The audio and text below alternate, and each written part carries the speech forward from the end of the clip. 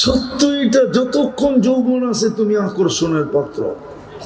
রূপসীর কাছে যতক্ষণ রূপ আছে আকর্ষণের পাত্র, রূপ নাই আকর্ষণ শেষ। টাকাওয়ালার কাছে টাকা যতক্ষণ আছে আকর্ষণের পাত্র, টাকা নাই কেউ ওর দিকে চোখ উঠে তাকাবে না। প্রমাণ দেবো, গত 15 বছর মিডিয়াওয়ালারা তেল মারতে মারতে মারতে মারতে মারতে বাংলাদেশের তেলের দাম 6 গুণ বাড়ায় দিছে। আবার নিজেরাই লিখতে শুরু করছে পত্রিকায়, তেল ছাড়া কেমনে পাকান যায়।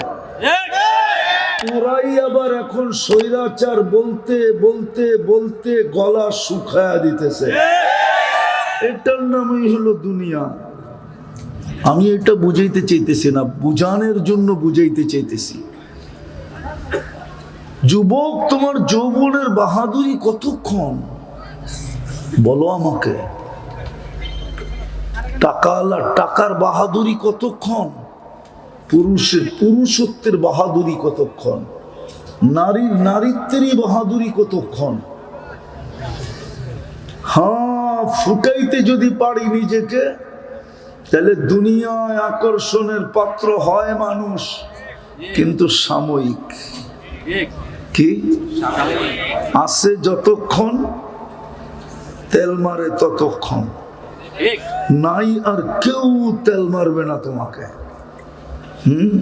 এই জন্যই প্রবাদ বাক্য আছে, তেলালার মাথায় তেল দেয়। তেলালার মাথায় কি দেয়? নাই, এই এলাকায় নাই প্রবাদ বাক্য। তেলালার মাথায় সবাই কি করে? তেল কতক্ষণ থাকবে?